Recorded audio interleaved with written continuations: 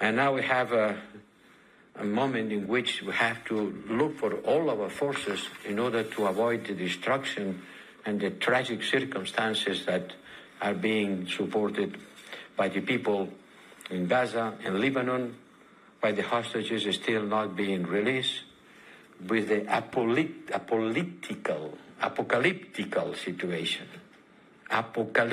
situation in Gaza, where 70% of the death toll is being paid by children and women.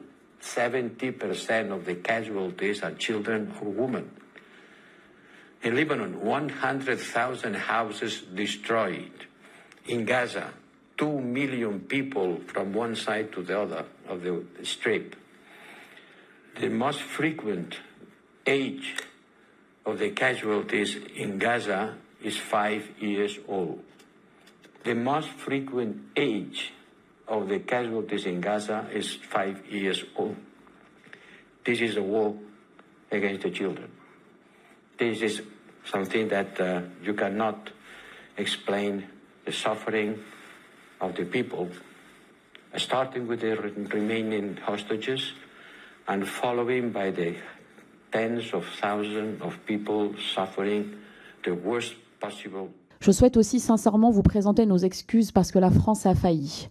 Elle a failli depuis le début de l'offensive israélienne sur Gaza, sur le Liban, et bien avant cela, elle avait failli lors de la colonisation de la Cisjordanie. On ne compte plus les vidéos d'enfants amputés, les corps calcinés sous les décombres, les familles en deuil, les orphelins. Depuis l'offensive meurtrière de Netanyahou, tout cela est documenté, filmé, retransmis. Plus de 40 000 morts et 120 000 blessés, ce n'est ni une réponse, ni un droit à se défendre. C'est un massacre, méthodiquement planifié et organisé par Benjamin Netanyahou et ses ministres. Leurs déclarations appelant à la destruction de Gaza et du peuple palestinien se sont multipliées, mais aux yeux de la France, aucune n'a suffi à prouver l'intention génocidaire d'Israël sur la Palestine. Aucun propos, si barbare soit-il, n'a trouvé écho chez nos dirigeants français, ni les Gazaouis qualifiés d'animaux humains, ni l'appel à larguer la bombe atomique sur Gaza, ni le plan de recolonisation de Gaza présenté par Netanyahou lui-même. Mais que leur faut-il de plus ? Les écologistes n'ont jamais eu de cécité coupable, ni le 26 janvier 2024, alors que la Cour internationale de justice alertait sur le risque de génocide à Gaza, ni le 22 mai, lorsque Netanyahou attaquait Rafah alors que 35 000 Palestiniens étaient déjà morts, ni lorsque le camp de réfugiés de l'hôpital Al-Aqsa a été bombardé et que nous assistions en direct à l'assassinat de Palestiniens brûlés vifs dans leur sommeil, ni lorsque l'ONU indiquait dans son dernier rapport que les méthodes de guerre utilisées par Israël correspondent aux crimes de génocide, notamment l'utilisation de la famine comme arme de guerre. Si la France avait été à la hauteur, elle aurait dû imposer des sanctions. Elle aurait dû demander la suspension immédiate de l'accord d'association entre l'Union européenne et Israël. Elle aurait dû interdire l'importation des produits issus des colonies. Elle aurait dû instaurer un embargo sur les ventes d'équipements militaires et de biens civils à double usage. Elle aurait dû imposer des sanctions financières à Israël et aux 700 000 colons installés illégalement en Cisjordanie occupée. Mais la France n'a pas été à la hauteur et a rompu avec sa tradition. Le monde n'a pas été à la hauteur. La communauté internationale a failli, se rendant complice d'un des pires massacres de ces dernières années. Le droit international, pourtant, ne devrait avoir ni religion, ni couleur de peau et ne devrait pas être à géométrie variable. Ce droit, qui est en train de mourir sous nos yeux, et je vous avoue que je me demande si un jour les Palestiniens pourront pardonner la lâcheté de nos dirigeants.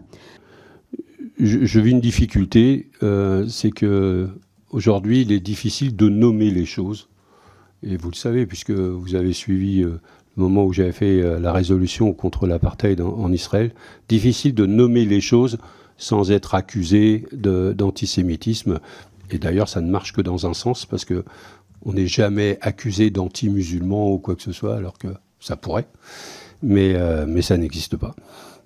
Moi, je pense que le gouvernement d'Israël a franchi toutes les lignes rouges et se retrouve aujourd'hui dans une situation peut-être inextricable.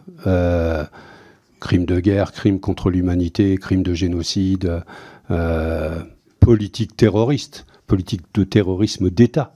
Quand on voit les beepers par rapport aux Libanais, on se dit qu'avoir anticipé à ce point-là, et c'était bien avant le 7 octobre, le fait de pouvoir tuer sans sans mesurer les choses et qui a le beeper dans les mains et tout. Enfin, moi, je suis choqué par cette politique qui est mise en place et je suis choqué que l'on ne puisse pas librement la dénoncer, la critiquer, comme on peut critiquer la politique qui a conduit au 7 octobre, etc. Je trouve qu'il y a deux poids, deux mesures.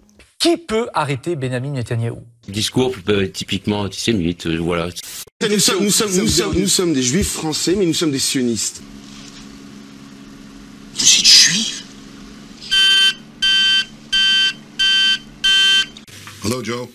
This is pure anti-Semitism. Écoutez, ça fait rien, je vous garde quand même. La parole est à présent à monsieur Emmanuel Fernandez pour le groupe La France Insoumise.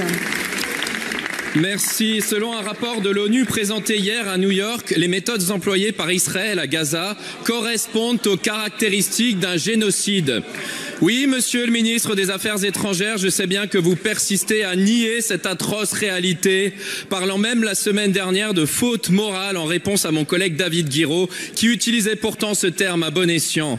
Mais puisque vous refusez semaine après semaine de nous entendre, je vais citer mot pour mot le communiqué de l'institution onusienne.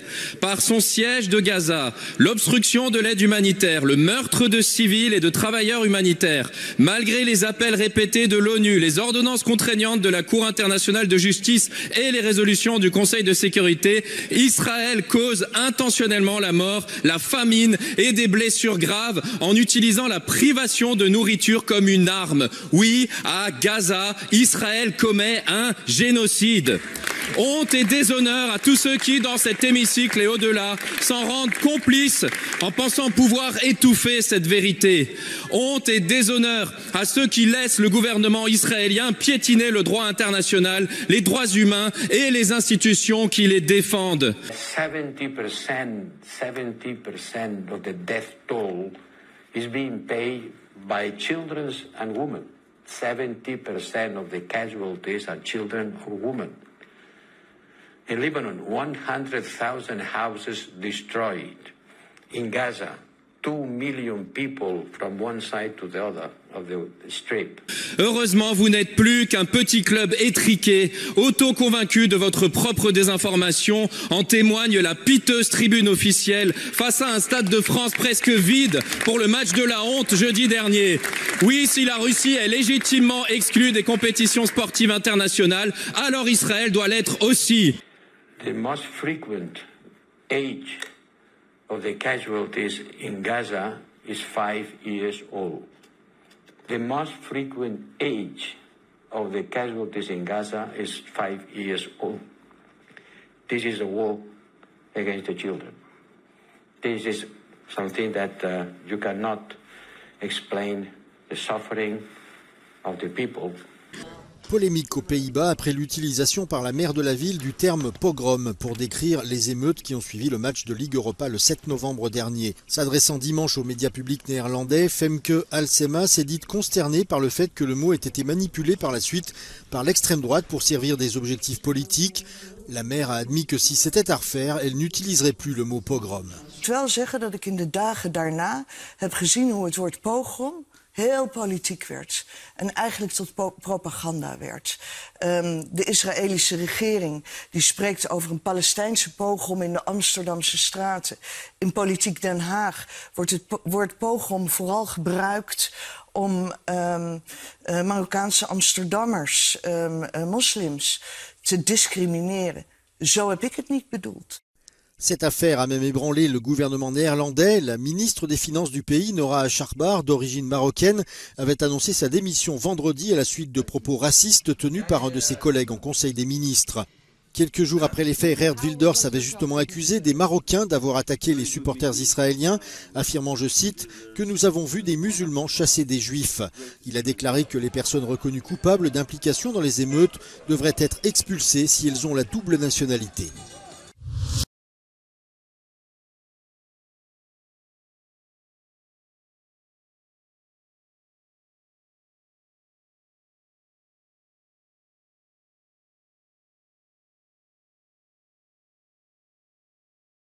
Ils sont dangereux, ces cons. Ouais, c'est pas des amateurs. I don't understand how we got so toxic and just so divided and so bitter, and I get why sometimes people just don't want to pay attention to it. And we all have friends like that. We have family members who just like, you know, it's all a circus out there. I get that.